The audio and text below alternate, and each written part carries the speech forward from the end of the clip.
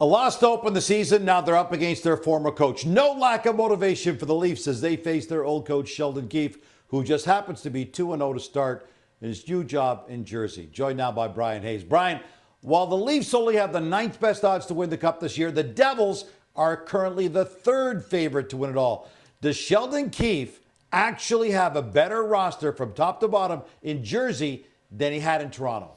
I think if I'm Sheldon Keefe, I believe that. Yes, I do believe that. And it's more about what he knows about the Maple Leafs than what he knows about the New Jersey Devils. And what I mean by that, Gino, is he's been under the hood here in Toronto. He knows what these guys are capable of. He knows they're a very good to elite regular season team, but he knows the core has not got it done in the playoffs. He doesn't have that answer yet in Jersey. And maybe they can't get it done either. Maybe the Hughes brothers and Heischer and Meyer and all these really talented players in Jersey, they can't get it done in the playoffs yet. But at this point, that answer is still left to be determined. I would take that over the definitive answer in Toronto if I'm Sheldon Keefe, knowing these guys hit a wall in Toronto every single year. And again, the most important position in the sport is goaltending. We know what's going on in Toronto right now. Even a healthy Joseph Woll, I'd still take Jersey's tandem with Markstrom and Allen. So if I'm Sheldon Keefe and I'm answering that question, yes, I believe I have a better roster and a better chance to win in Jersey today than I did if I was still in Toronto.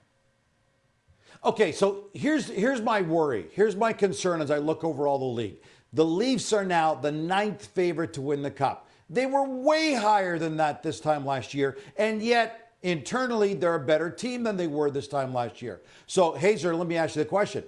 While people in Toronto are watching the Leafs and saying, yes, we're better, are they still actually losing ground to the rest of the league? Because the rest of the league is improving at a far greater pace, which then makes the problem in Toronto that much worse. I think it's more about the self-inflicted wounds, Gino. Again, I do think they're a better team this year. We heard Sheldon Keefe speak to that, and maybe that was just a gratitude thing. Maybe it's just him throwing those compliments out because he knows that's the smart PR play back here in his hometown. He is from the greater Toronto area. But I do think they're a better team. But I think the odds speak more to the fact that we've seen it. We've seen what happens come playoff time. We've seen what happens with this core when you get to a Game 6, when you get to a Game 7, and it's time to close. So I think that's what the odds are speaking of. I think they've kept up, but they're not as good as Florida. They're not as good as New York. And if you're going to go league-wide, there's still other teams in the West, like Edmonton, like Dallas, and a couple more that the Leafs are still chasing. New Jersey's still chasing. So I think those odds are appropriate. And again, it's not because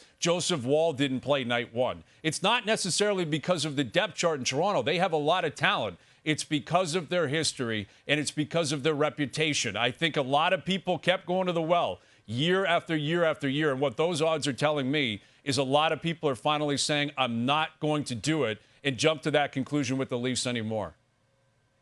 I understand the fact you can't get by the history, and I understand the fact the fans have been burned enough. But my question to you is, can you isolate any particular area or any particular need, or is it really just obvious in that? Because I think defensively they seem to be stronger, offensively just as strong as last year. Is it all about the net right now? Absolutely. Like, as of right now, they played really well in Montreal. They could have, should have won that game. It's irrelevant. The Habs got what they got. The Habs deserved the 2 points because they had more goals by the end of the night. But that position of need is going to be a topic of discussion all year. What happens with Joseph Woll? Stolitz, I thought, played very well in his Leaf debut. But again, can he give you more than 30, 35 starts? If Dennis Hildeby gets starts moving forward, what is he going to look like? Again, young and raw, and you're dealing with a veteran team with high expectations. That's a very difficult thing to deal with if you're a young goaltender that may not be ready yet. So, yes, there are going to be questions with every team, including the Maple Leafs, as we move forward. And the playoff questions are a different category,